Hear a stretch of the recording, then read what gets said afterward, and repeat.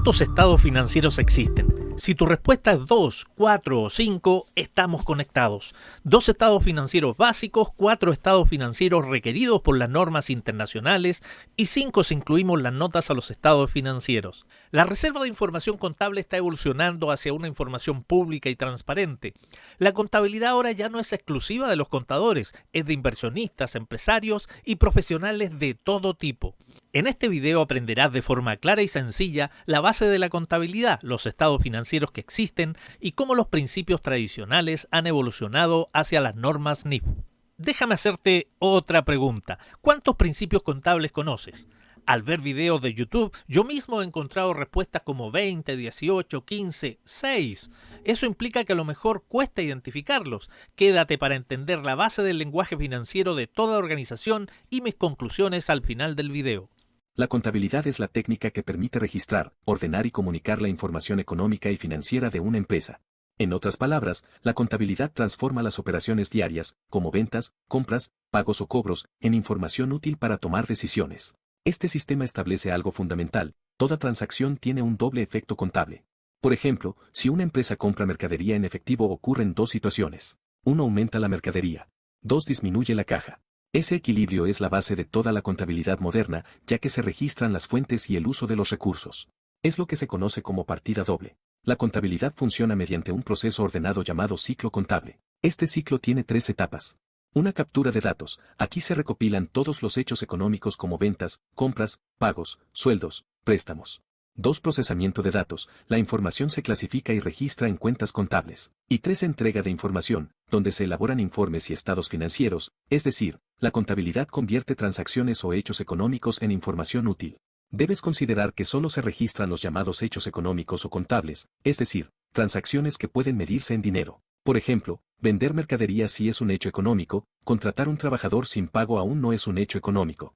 Toda la información contable termina reflejada en los estados financieros. Los básicos son 2, el estado de situación financiera que muestra los activos, pasivos y patrimonio de la empresa. Aquí se ve qué tiene la empresa y cómo se financia. El otro informe es el estado de resultado, que muestra ingresos, costos, gastos y finalmente la utilidad o pérdida de la empresa en un periodo respectivo.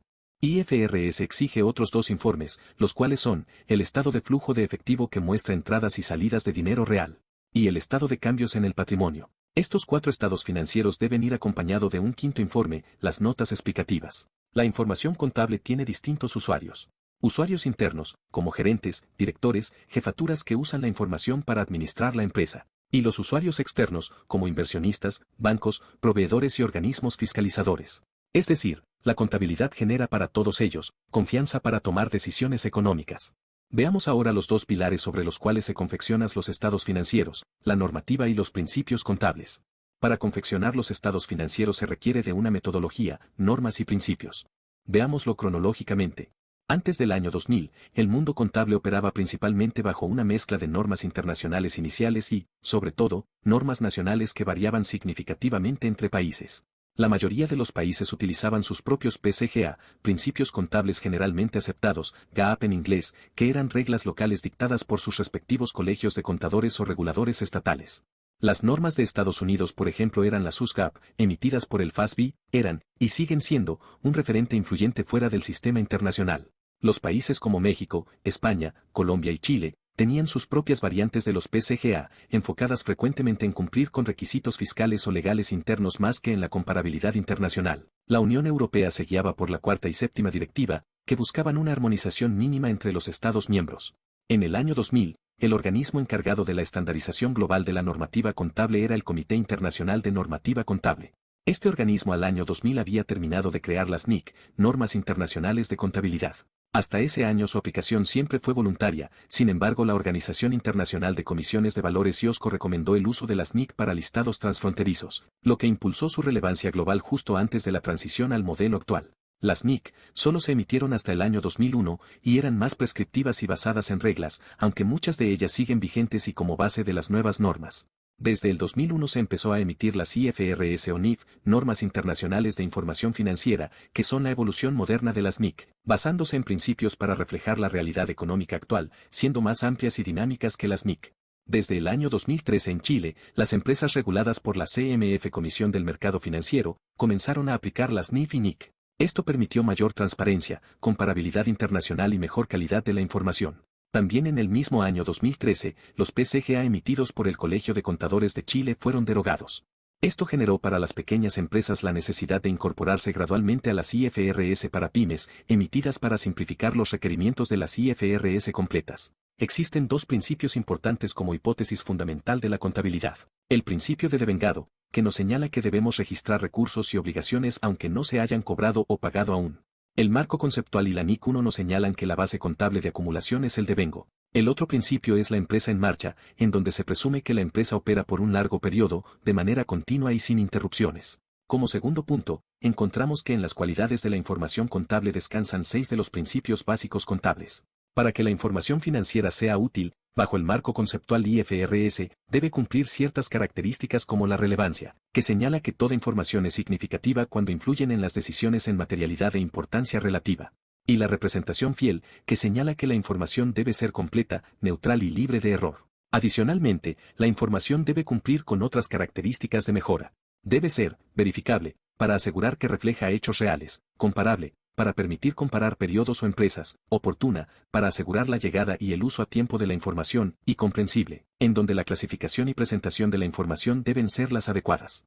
Estos principios básicos aseguran que la información financiera realmente apoye la toma de decisiones. Y en tercer lugar, la confección de los estados financieros básicos dan lugar a la aplicación de otros 5 principios. Primero, la entidad contable, que nos señala que la contabilidad es para la empresa, no para su dueño. La NIC 1 señala que en la presentación de los estados financieros, la entidad reportante es independiente de sus propietarios. Segundo, los bienes económicos, que señala el registro de hechos económicos deben ser cuantificables monetariamente.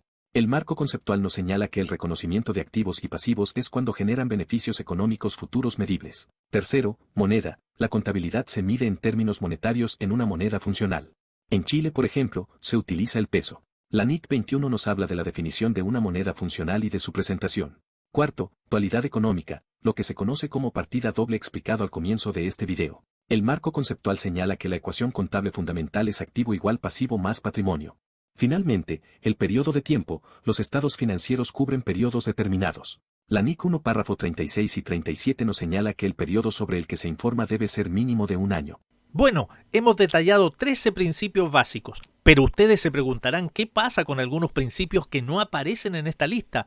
Veamos a continuación 9 principios que evolucionaron de los PCGA antiguos a los principios bajo NIF. Primero veamos los antiguos principios de equidad, objetividad, contenido de fondo sobre la forma y exposición.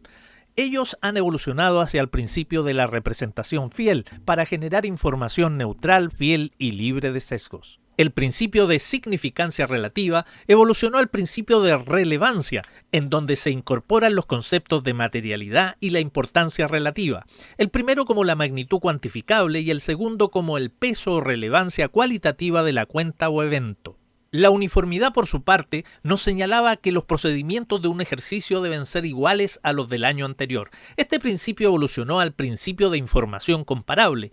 De hecho, la NIC 8 de políticas contables, cambios en estimaciones y errores, nos señala que los cambios de políticas requieren revelación en notas y aplicación retroactiva. El costo histórico, en donde los hechos se registran a su valor de compra como medio de valoración, quedó como una opción metodológica, ya que hoy surge el modelo de revaluación y el valor razonable que establece poder llevar la valoración a precios de mercado, efectuando los ajustes pertinentes. El criterio prudencial, que antes privilegiaba el ser conservador en los registros de hecho económico, es decir, ante dos alternativas de valoración se escogía el menor valor.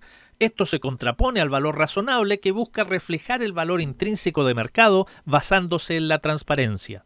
Por último, la realización, que nos señalaba solo registrar una operación al estar debidamente legalizada. Hoy, la NIF 15 de ingresos por contratos con cliente nos señala que se puede reconocer el resultado con el solo hecho de transferir el control del bien o servicio. Si te gustó este video y quieres aprender más sobre contabilidad, suscríbete al canal, porque aquí explicamos temas complejos de forma simple y útil para tu desarrollo profesional.